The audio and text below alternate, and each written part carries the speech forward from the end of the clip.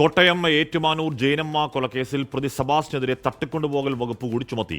നേരത്തെ കൊലപാതകം, തെളിവ് നശിപ്പിക്കൽ എന്നീ കുറ്റങ്ങളാണ് ചുമത്തിയത്. ടോബി ജോൺസൺ വിവരങ്ങളുമായി ചെയ്യുന്നു. ടോബി, കൊലപാതകം, തെളിവ് നശിപ്പിക്കലിനേക്കാൾ വലുതല്ല തട്ടിക്കൊണ്ടുപോകൽ വകുപ്പ്. ആ വകുപ്പ് ചുമത്തുന്നതിൻ്റെ പശ്ചാത്തലം എന്താണ്? അതിലൊക്കെ ഉപരി ഈ പറയുന്ന കാണാതാവലിൽ ഇനി ജൈനമ്മയുടെ തന്നെ കൊലപാതകത്തിൽ സബാസിന് നേർക്കുനേർ പങ്കുണ്ട് എന്ന തെളിവുകൾ പോലീസിന്റെ പക്കൽ ആവുന്നുണ്ടോ ടോബി? ഹാഷ്മി, ഏറ്റവും പ്രധാനപ്പെട്ട കാര്യം, ഇന്ന് കസ്റ്റഡി കാലാവധി കഴിയുകയാണ്. 14 ദിവസത്തെ കസ്റ്റഡി കാലാവധി ഇന്ന് കഴിയും. കോടതിയിൽ വീണ്ടും സെബാസ്റ്റിനെ ഹാജരാക്കണം. എന്തായാലും ഈ കേസുമായി ബന്ധപ്പെട്ട് നിർണായകമായിട്ടുള്ളൊരു നീക്കമാണ് ഇപ്പോൾ ക്രൈംബ്രാഞ്ച് നടത്തിയിരിക്കുന്നത്.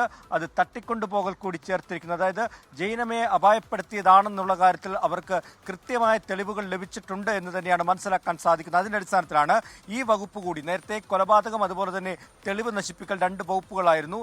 എന്നാൽ അത് സമ്മതിക്കാൻ, അതായത് ആ കുറ്റം സമ്മതിക്കാൻ സെബാസ്റ്റ്യൻ തയ്യാറായിരുന്നില്ല. ഈ ഒരു പശ്ചാത്തലത്തിലാണ് മറ്റ് അന്വേഷണത്തിലേക്ക്, അതായത് വിശദമായ തെളിവുകൾ ശേഖരിച്ച്, മറ്റ് അനുബന്ധ തെളിവുകൾ ശേഖരിച്ച് കൂടുതൽ കൃത്യമായിട്ടുള്ളൊരു തെളിവുകൾ നിരത്തിയുള്ള ചോദ്യം ചെയ്യലാണ് ക്രൈംബ്രാഞ്ച് നടത്തിയത്. അതിനൊടുവിലാണ് ഇത്തരത്തിലുള്ള ചില നിഗമനത്തിലേക്ക് പോലീസ് എത്തുന്നതും ഈ തട്ടിക്കൊണ്ടുപോകൽ കൂടി ഈ കുറ്റത്തിൽ ചേർത്തിരിക്കുന്നതും. എന്തായാലും ഇന്ന് കോടതിയിൽ ഹാജരാക്കുമ്പോൾ എന്താണ് സംഭവിച്ചത് എന്ന് സംബന്ധിച്ച് കോടതിയെ ക്രൈംബ്രാഞ്ച് അറിയിക്കുമെന്നാണ് മനസ്സിലാക്കാൻ കഴിയുന്നത്. ഉച്ചയ്ക്ക് ശേഷം കോടതിയിൽ ഈ കസ്റ്റഡി കാലാവധി കഴിയുന്നതോടെ ഹാജരാക്കും. അതിനുശേഷം കൂടുതൽ കസ്റ്റഡിയിൽ ആവശ്യപ്പെടാനുള്ള ഒരു നീക്കം കൂടി ക്രൈംബ്രാഞ്ചിന്റെ ഭാഗത്തു നിന്നുണ്ടെന്ന് മനസ്സിലാകുന്നുണ്ട്. പക്ഷേ അത് അങ്ങനെ വേണമെന്നുണ്ടെങ്കിൽ അതിന് കൃത്യമായിട്ടുള്ള കാര്യങ്ങൾ കോടതിയെ ബോധിപ്പിക്കണം.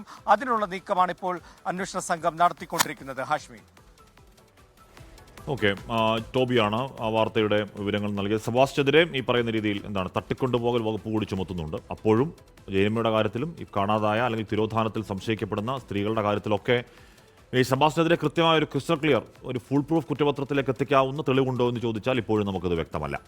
ലോകത്തെവിടെയായാലും ഏത് സമയത്തും 24 വാർത്തകളും ഓഗ്മെന്റഡ് റിയാലിറ്റി പാക്കേജുകളും എക്സ്പ്ലെയിനറുകളും വിശദമായി കാണാൻ ഞങ്ങളുടെ യൂട്യൂബ് ചാനൽ നിങ്ങൾക്ക് സബ്സ്ക്രൈബ് ചെയ്യാം.